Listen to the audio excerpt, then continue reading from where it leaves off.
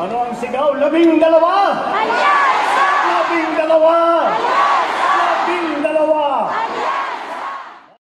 Ngayon nga po ay nasaksihan natin ang proclamation rally ng Alyansa para sa Bagong Pilipinas na ginanap dito sa Cuneta Astrodome, kung saan talaga namang mainit na sinalubong ng mga Pasayenyo at mga karatig lungsod ang ating mahal na Presidente Bongbong Marcos Jr.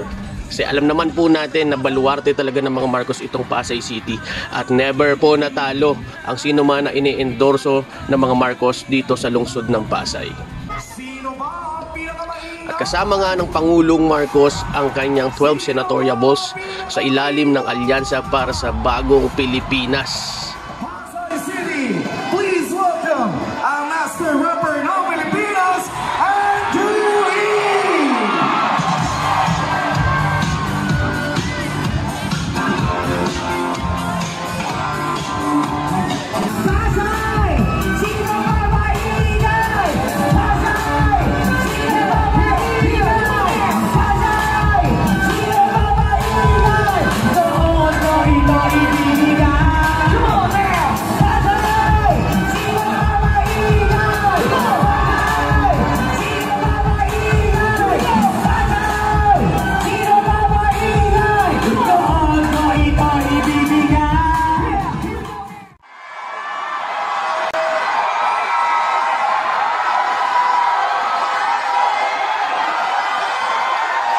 Parang walang tigil ang sigawan dito sa Pasay, ah!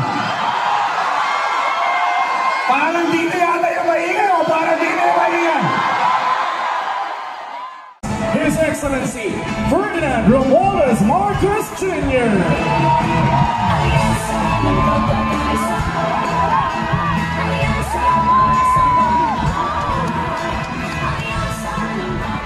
Si Andrew E. Ano ang sigaw? 12! 12!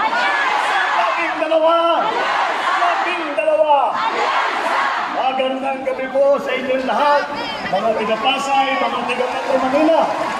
Dito po tayo, marami na nagagaling po sa iba't ibang lugar. Kasi po tayo, at pinadalawa mo kasi itong speech ko. Dito tayo pagpagbigyan niyo po ako at pinipilang ko lang yung aming mga kandidato dahil tinitiyak ko na kompleto at wala pang nakasabugan ng Granada. Yan na po ang kaibahan ng alyansa sa lahat ng mga ibang tumatakbo dito sa halalan nito. Wala po kayong maririnig na masasamang salita. Wala po kayong maririnig na panakot. Wala po kayong maririnig ng pagmumura. Narinig niyo po ang programa ng ating mga kandidato. Hindi lamang ang programa, mas mahalaga pa siguro ay ang kanilang nagawa na. At kung titignan niyo po ang record po nila, lagi lang kanilang iniisip ang kapayapaan, ang kaunlaran para sa bawat Pilipino, para sa buong Pilipinas. Kaya malakas po yung ko na makaharap sa inyo at sabihin na iboto ninyo ang ating mga kandidato. Dahil napakagaling, napakahusay po, bukod pa rin, napakamabuti na tao lahat ng aming kandidato.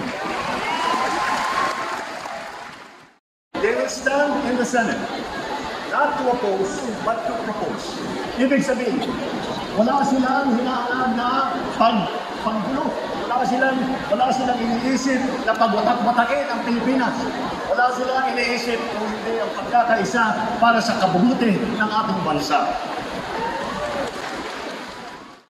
Mga kandidato ng alyansa ay kasama natin sa pagtataguyod ng interes ng kapakanan ng bawat Pilipino. Ipaglalaban natin ang ating soberanyo at karapatan sa pamamagitan ng diplomasya at dignidad. Hindi natin ay susuko ni isang pulgada ng ating teritoryo at hindi tayo kailangan sumunod sa kahit na sino mga dayuhan na kahit na pang-sabihin nila. Tayo po ang may ganap na karapatan at dapat makinabang sa yaman ng ating sariling bayan. Sa laban kontra naman sa krimen at droga, hindi natin kailangan lumahan sa madugong solusyon. wala kaming paniniwala na ang solusyon ay kailangan pumatay ng libong-libong Pilipino. May tamang paraan para tiyakin ang kapayapaan at kaayusan. At yun ay sa pamamagitan ng mga maayos na batas, epektibong magpapatupad ng mga malakas na suporta sa ating mga pulis at lokal na pamahalaan. Sa ekonomiya naman at sa trabaho, hindi natin kailangan umasa sa iligal na mga industriya tulad ng Pogo na naging pugad ng krimen at karahasan. Ang solusyon po ay tunay na trabaho, disenteng sweldo at suporta sa maliliit at sa mga nangangailangan. At tayo na, magkaisang hindi tayo kagaya ng ating ginagawa kapag tayo ay nahaharap sa krisis. Pagkaisa po tayo at sabay-sabay natin tulungan, suportahan at iboto ang alyansa para sa bagong Pilipinas.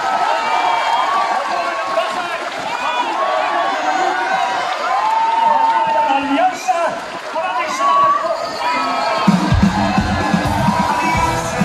Muli mga kababayan, ang Pangulo ng Republika ng Pilipinas, His Excellency Ferdinand Romualdez Marcos Jr. Natapos na ang kick-off rally, proclamation rally ng Alyansa para sa Bagong Pilipinas dito sa Pasay City sa Cuneta Astrodome. At kitang-kita naman kung gaano kadami ang supporters, lalong-lalo na mga taga-Pasay. Talaga nag-uumapaw ang suporta ng mga Pasayenyo kapag sa Marcos. So yan, hanggang sa muli, samahan nyo ang inyong vlogger ng bayan sa mga susunod na proclamation rally ng Alyansa para sa Bagong Pilipinas. Sila ang inyong maaasahan, may balitang totoo sa bayan, mga kwentong hango sa tunay na buhay, galing sa kanila mismo ang salaysay.